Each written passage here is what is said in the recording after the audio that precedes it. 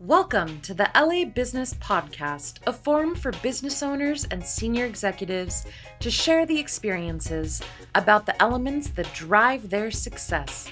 Your host is Robert Brill, CEO of BrillMedia.co. Hey everyone, welcome to another episode of the LA Business Podcast. Today our guest is Trevor Rappleye, CEO of CorporateFilming.net. Thanks for being with us. Of course. Thank you for having me. So you started this business when you were 15, yes?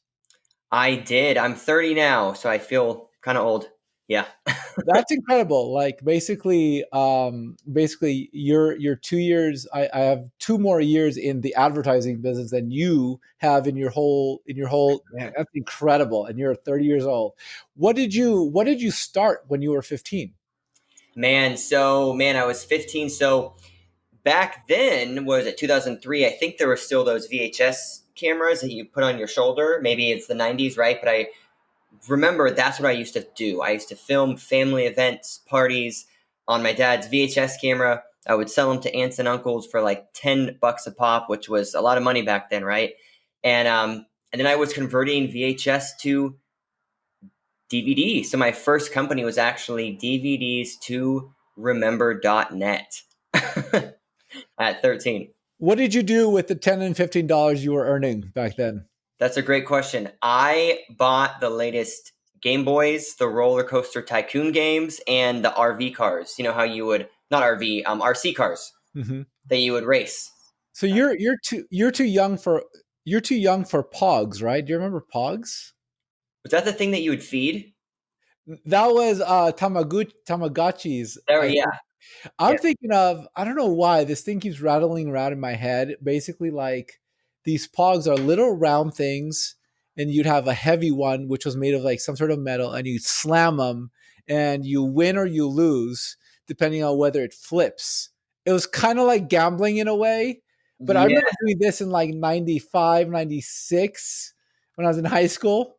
It's kind of come back a little bit. Yep. Yeah.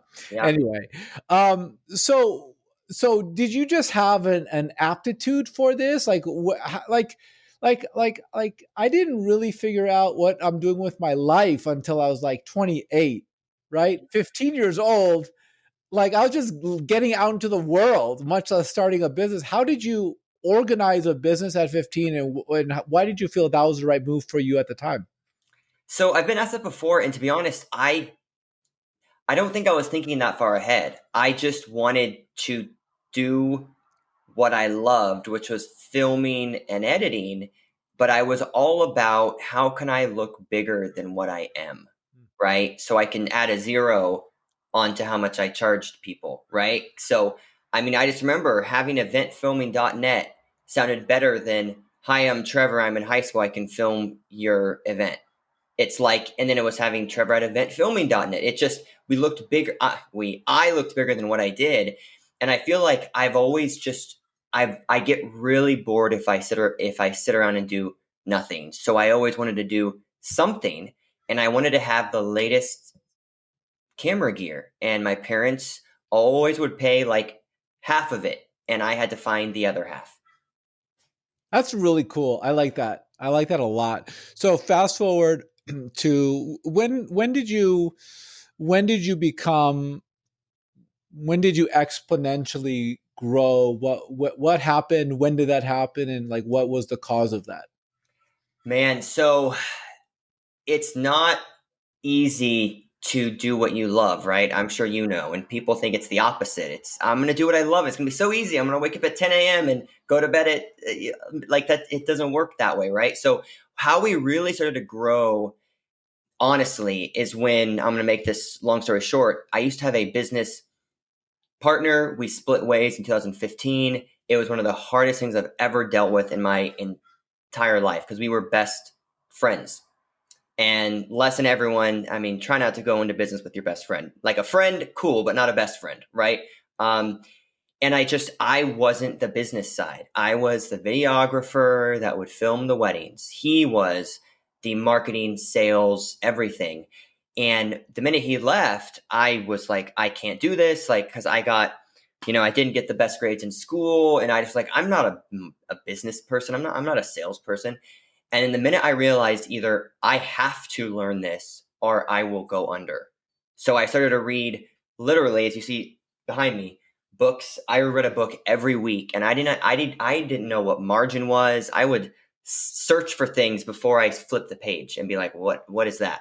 And the minute we started to do that, the minute I started learning, the minute that I hired my first assistant that would just check my email for me, we grew. And now, the minute that we just launched this about 18 months ago, with the minute that we started offering a subscription model where we create ongoing videos, we don't charge travel fees, and they get the videos done in only 5 days. We signed 6 people just last week. So it's just the minute I realized what are the 3 pain points I can solve for the people that want to use us is when we just started booking things left and right. So that's really interesting. I'm hearing a lot right now about the power of subscription models. Mm-hmm. And, I'll give you, and I'm sure you can expand on this, right? And I'll tell you my anecdotal evidence. We also have a subscription model, $1,500 a month, marketing, leads, and sales piped in daily. And it's basically the same thing that we use to get hundreds, and we're up to thousands of leads now of businesses we're deploying for our clients. Love that. And we've just deployed this over the course of the last 2 months. Like, this business model has been around for us for almost a year now, but we're just now deploying the marketing automation and the technology automation to make that happen. So I have some clients who are transacting on our sales page.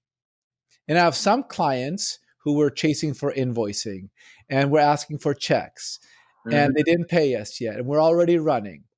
And I can see the difference automatically, how much easier it is when you have a payments page. I have one conversation. It might be an hour-long sales conversation because I'm really interested in getting to know what our customers want and need.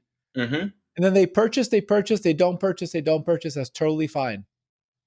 But the automation makes it a seamless, frictionless transaction point. And it's so much easier on the business. So when you say 5 days, so tell me more about this offer and what pain points it solved for. So I think the one thing I kind of got smacked on the head with is the business. There's a book called Simplify, actually, and I can't reach it because I'll be out of frame. But that book, the companies that make it so simple to work with you are the ones that win. No one cares that I'm going to use 3 filming guys and it's going to take me 12 hours to film and we're going to use an HD camera. They just want a video that can drive their sales. So the minute that I was like, why is this so complicated? I said, screw this. We have 3 tiers. We're going to have you get 2 filming days a year, 4 filming days a year, or 8 filming days a year. From that, we will create 12 pieces of content, 24 pieces of content, or 48 pieces of content. Bam.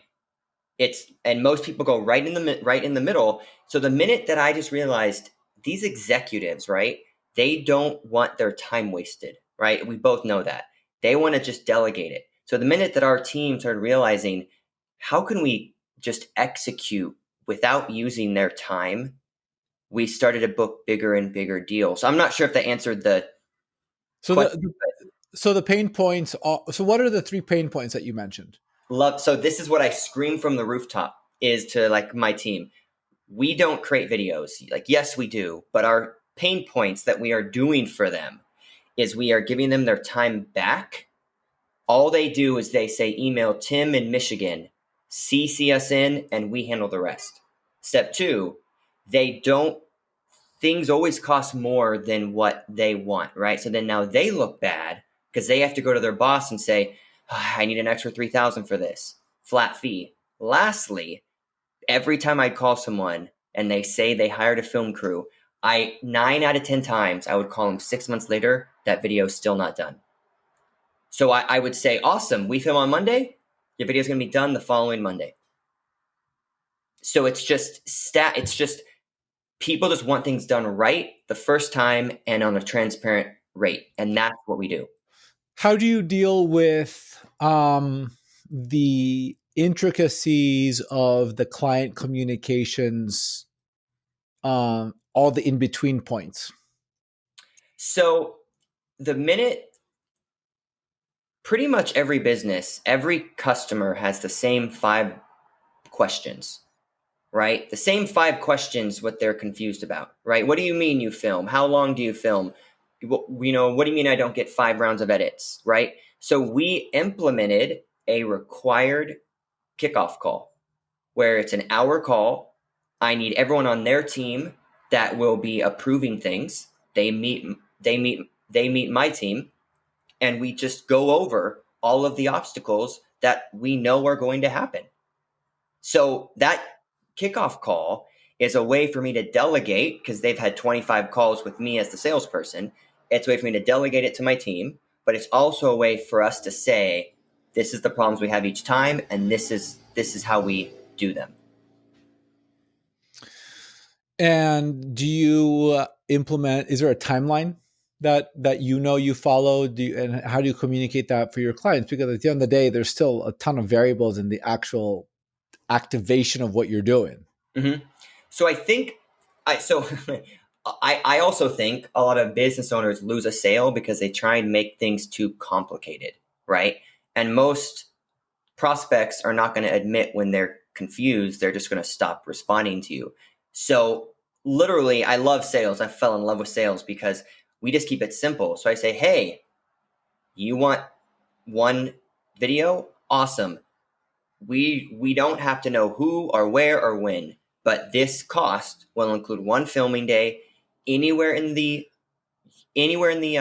US, as well as a monthly video. So the skeleton is there, and now we just kind of fill that in when they tell us where to go. And so how that seems incredibly complex. Like, it blows my mind how much work it would require to actually do this. So my question to you is like, okay, so how do you have teams all over the country? Like, how do you do this? Yeah, so we are very transparent. We have a full-time crew. We have a full-time team here in Long Beach, where they handle all the admin stuff, all the follow-up, all the scheduling, all the everything. So I can focus on the sales. We have partners and contractors. I'm very transparent with that we have vetted, trusted, and used that can tell their story. So I always tell people, if you think I have 10 videographers in every major city full time, my prices would be $1 million for one video, right? So they also understand it. And I think you also know this. When you work with bigger brands, they don't really micromanage you. They just want it done, right? They don't care. So right, they're paying, and small companies too. Like, right, like we're paying. The customer is paying for not having to make the decisions that the business owner has to make, because the decisions that the customer would make would be far less superior than what you're going to make. That's your domain of expertise. Like, and that's, and I know that for a fact, because I can tell you how hard it is for me to do some of the things that I like. This setup right now to get this going probably took me a year. wow. And each step was iterative. Like, I had a podcast for it's just a very simple thing, creating a podcast. Now it's easy. I just turn on, and now you're live. But like, I had a podcast where I just faded out. I pod faded. Apparently that's a thing. You're a pod fader, where you Okay. have a podcast and then you just don't continue it. But it took like making each individual decision to do all this and to get the lighting. Like, I have a really great friend who does editing work for big television shows that are distributed nationally and whatnot, and he helps me out with this. Like, I have no idea what I would do, but like, it is really difficult to make decisions, and you just stop and you don't do it, and that's how it turns into like 6 months, and you haven't progressed on this specific project. It's much better to spend a chunk of change that is known, and I know what I'll get. That's a great business model. So tell me, how did you grow it, and what kind of sales are you doing, or customers, or what do you want to talk about on that? So I love talking about this because I believe every new business owner has to start somewhere. You try and serve everybody. I can serve everybody. I do everything. And then you just get overwhelmed, and you also realize the lowest budget clients are usually the ones that take the most of your time, right? And it's nothing against them, right? The highest paying clients with the same product, but they're not going to bug you every single day, right? So the minute that I realized, I'm not sure if you know this, but we used to be a wedding film team back in 2015. We did 100 weddings a year with 20% margins. It just wasn't good. Like, it just wasn't healthy, right? Day to day, it was healthy. But when I looked back and we lost money, I'm like, how's that possible? We did 100 weddings. Like, how's that possible, right? But the minute that I realized I want to get, the minute I was at the beach reading one day, and I'm like, how many wedding videographers and how many wedding photographers are out there? Tons. But how many people are solely corporate videographers? Like, they're not as many out there, right? I mean, I know no friends in my social group that do that. So I'm like, okay, let's go down that route. And the minute I realized that we do all this work for them to create one video, we're actually doing them a disservice by only creating one video. So how can I raise their initial investment costs by 30%, let's say, but they get a video every month from that content? And then we have a monthly check-in call. So now our team is now literally, we're a part of their business. Like, we are now day-to-day part of it.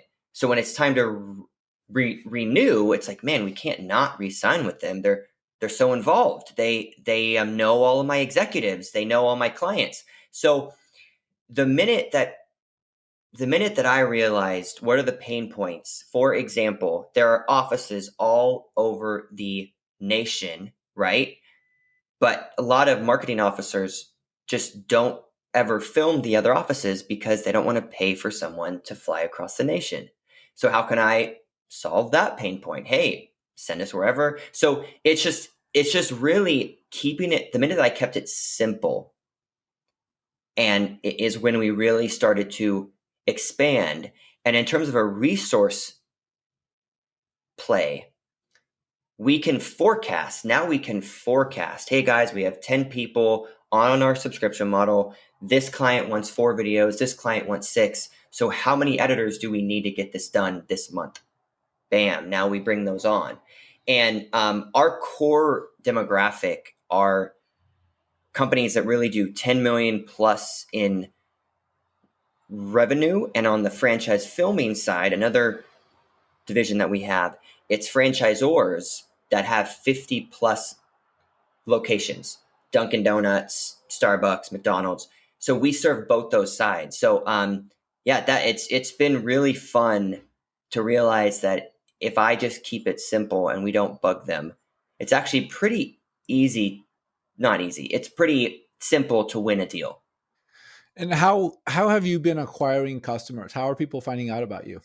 So a lot of people would not agree with me on this, but the minute that my business partner left, I said, why aren't we marketing? Why aren't we advertising? Like, there was a quote I heard years ago, and the quote was, if you have a product but no one knows it exists, then you have nothing.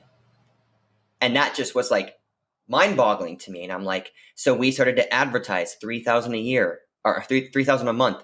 Google. I was not paying myself for 6 months back in 2015.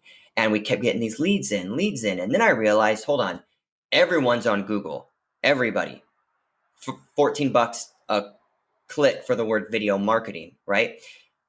How can I go somewhere that my competition haven't gone yet? And it's expos. It's having a booth, a very damn expensive booth at a show that's $5,000 to just sit there with a little 10 by 10 table. But then the brilliance of it is people are now coming to me. I'm not doing the tackling. And then, did you get my last 10 calls? It was them saying, what do you do? So that's what we did differently, is we weren't afraid to spend a crazy amount of marketing dollars that we still do that other video companies aren't willing to spend, because our average client spends about $50,000 a year with us. So if an expo costs me $5,000, it's really not that much of a risk, because if I book one, then it covered the whole expo. So Now you don't have expos. So this was the whole COVID nonsense. We had about, and I'm sure you felt this, I'm sure we all felt this. We had about 3 humongous deals that were going to literally go through. And then COVID hit, which I totally get it. I empathetic. I let people pause payments. I let people back out of contracts.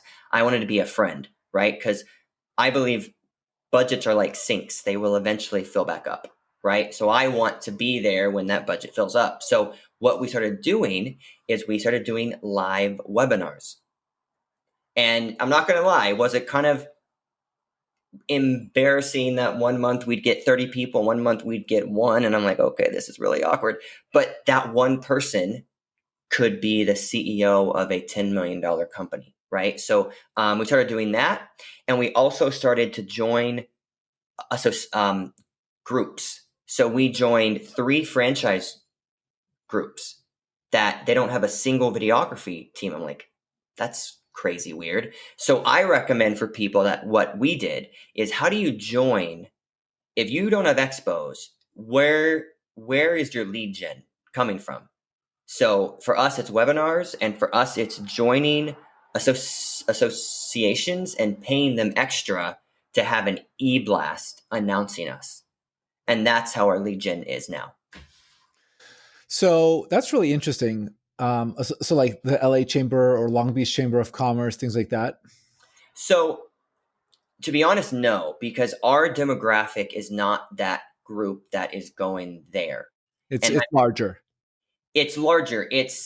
I'm tackling, like, when a conference costs me $2,000 to just attend, I'm not even expo, I chase after that and I pay that, because every person I'm talking to also paid that rate, and a company is not going to send someone that can't say yes to new contracts to an event like that. So I think people view the price point of expos as, that's too expensive, I'm never going. I go, well, flip it. Everyone you talk to literally is an executive, because you're not going to send a receptionist to a expo that costs $2,000. So yeah, I'm very passionate about expos because I didn't do them for so long, and we just started doing them about 2 years ago. And I would say 80% of our deals now come from people I've met at shows. And are you primarily the person that's attending and kind of advocating for your business? Yeah. So right now, as we're scaling, I have about 5 full time. I am the only sales guy, so I have to go, and I love to go. It's actually really fun to expo and network for 3 days. I find it really fun. So, but on top of that, when we expo, we don't just have a booth. We have a interactive, fun, memorable, quirky booth. So we had a disco ball. We had a prize wheel that if they landed on it, we take a shot in the lobby bar at 9 that night. It was just, and we even had a free hug. Just little things that other companies are like, that's weird. And I'm like, it is weird, but we're memorable. So if people that are listening go to an expo, don't just get a 10 by 10 booth and think people are going to come to you. How can you grab people in and be so different and memorable that people are like, damn, I wish I would have thought of that. A really quick example. Day 1, we had a prize wheel. On the 3rd day of the expo, we saw 3 other booths that went out and bought a prize wheel. And I was like, if that's not a compliment, I don't know what is, right? How have you, so as the economic downturn over the last few months has taken place, you were very open with your customers about changing payment terms and contracts. What does the rest of this year and into 2021 look like for you, and how you're going to like scale your business, Yeah. market? Like what, I mean, there's so much uncertainty in the marketplace right now, but I have the feeling things are coming back. What, Yeah. how do you feel about it? So I feel like uncertainty we can't control, but we as business owners and people listening, we can control how much we follow up with people, right? And I think it just when people point outward, and don't get me wrong, COVID costs us over probably $200,000, right? I mean, I'm right, but flipping that back on to, as my fault, we should have had a better nest egg, right? So it's not totally COVID's fault. So the rest of the year, what it looks like for us is it's still being empathetic to companies. Now, I'm not saying to let someone not, like, I would never not let someone pay if they're honestly like a mom and pop shop. But if they're a huge brand like Home Depot, who we work with, they're not going to not pay us. So what we are offering is, since budgets are gone pretty much for everyone else, we now offer a way that the first payment will not come until 1/1 of next year, but we will start filming now. And that's taken off because people have been like, wow, they really want to help us. They're not, and don't get me wrong, our team wants the money, but also I also would rather have a guarantee of money 3 months from now than a maybe I'll sign with you in 2021 type thing, right? So I would say the rest of our 2021 really looks like we are doing 2 more virtual expos where we're going to sponsor and speak, right? So now people are listening to me. I'm a thought leader, right? I'm paying extra, and or they're asking me to speak, right? The other thing is people are setting budgets now for 2021. So people in sales, you should be really asking people, hey, can we hop on a call October 15th and just talk about 2021? So it's just like, it just lays a seed in them. So yeah, I mean, our future, to kind of wrap on that, our future is really going to be franchises and businesses that already have a byline for video marketing, right? It's really hard to have them add video if they don't have it budgeted. But if they already have it budgeted and they're going to hire an internal person, I'm like, well, we're less expensive than you hiring an internal person, and we're not going to charge you travel fees, overtime, workers' comp, hotel, food. You're not going to wait for videos. So yeah, I think that's our future. So what's interesting to me is your primary signal is attendees of specific conferences. Like that's the thing that they're a potential buyer for you, customer for you. Yes, because, and it took me 5 years to do this. I know people say niche, just niche, and it's not that easy to niche. Like, where the hell do you niche? How do you niche? What do you mean you niche? So the minute we niched with especially our division of franchisefilming.com, where we help franchises drive sales, right? I would rather become number 1 in a small space than be number 50 in a big space, which is video marketing. But if you search franchise video production, we are number 1. So how many people are there in your total universe of potential customers? How many people or businesses are there? So I love this question. I kind of got smacked in the head with it. On the franchise side, there's 4,000 brands. Okay. Of those brands of franchising, there's only 20% of that have locations 50 or more. So my focus is actually, how do we find that 20% that we already have a product that can help them? So I would say on the franchise filming side, it's that. And we were really big into the Cisco Live stuff last year, where we humanize brands, right? So a lot of tech companies don't have good video, yet they're VC funded. They do 50 million a year. I come in, I'm like, hey, you're right. So once again, hopefully my passion's shining through. I kind of go off on I hear it. But I mean, I think my main summary for us and for people listening, how do you go into a market that will take you longer to get into, but once you're in, you look like you're the thought leader because there's no one else in that space. So you have 800 customers that can buy from you. You have 4,000 companies with a franchise, and 800 of them have 50 or more locations. And yeah, I think the number was about that. And exactly. So oof. It's how many people are there? You probably have like maximum 2,000 human beings who can transact with you. So great question. I haven't done that math, and maybe I should. Yes, but but if one of those people, like we have 3 people that pay us 100,000 a year just for video alone, all in that space. So if there's 3 in there, then there's got to be 4 and 5 and 6 and 7, right? Do you have an ongoing follow-up? Like, do you have like any type of like ongoing nurture work So that you do with them? my answer is almost.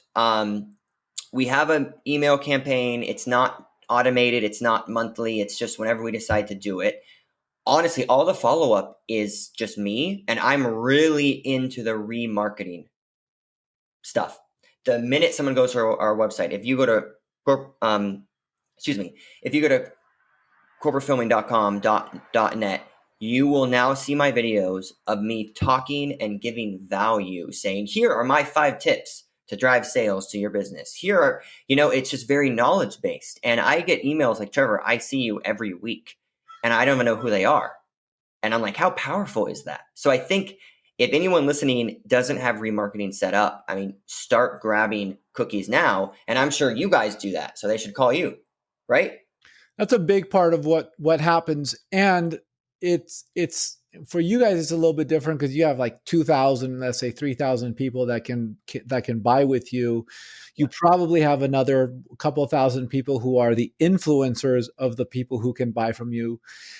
And at the end of the day, you need to connect with those people and constantly be in their ear so that when they are ready to make a purchase decision, they have a relationship with you, whether they know who you are or not. They at least are familiar with the name and they've seen your emails and they've seen the value that you've driven for them through the communications you've driven. So the nurture sequence, basically, it's fascinating.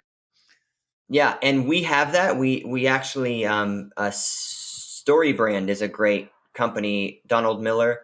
I mean, if anyone has never read his book, look, it changed. I used to be the guy that would say 50% off, sign up now. And it's like, it doesn't work anymore. It works for commerce, like e-commerce, like little things, right? But if you're talking about your sales size and my sales size, that does not work. Like, so having a nurturing thing of here are 5 tips, here are 5 tips, here's a success story. They're being sold to, but they don't realize they're being sold to. Right. Because it's really, sales it's not about selling. It's about relationships. That's really what it comes down to. Like in marketing, there's so many different digital advertising and marketing companies. It's really what I said. It's about being there when the person's ready to make a purchase decision and having the relationship. We have this video series on YouTube, and one of the things we talk about is the consumer journey. And the consumer journey is really like when I look at Hershey's, for example, people make a split-second decision whether or not to buy a Hershey's bar or a Reese's bar at the CVS. But the reason they have affinity for those brands primarily is because the brands have built relationships with the consumer for the duration of their lives. And the purchase opportunity is that split second when they're at CVS or Rouse and they can make and they have the product in front of them. Yeah. Fascinating stuff. So, Trevor, how can people reach out to you? Yeah, so please, everybody, visit corporatefilming.com or franchisefilming.com. Rebranding, so .net still works, so all good. And you can also shoot me an email, trevor@franchisefilming.com. And if you search my name, Trevor Rappleye, Rappleye, on all social platforms, you will find me. So reach out. I would love to help you. I mean, and A, tell your story, but B, if there are any business owners that are lost or something, I would love to help you and tell you what I did wrong and then what I did right. Trevor Rappleye, CEO of corporatefilming.net. Thanks for being with us. Thank you, man. Appreciate it.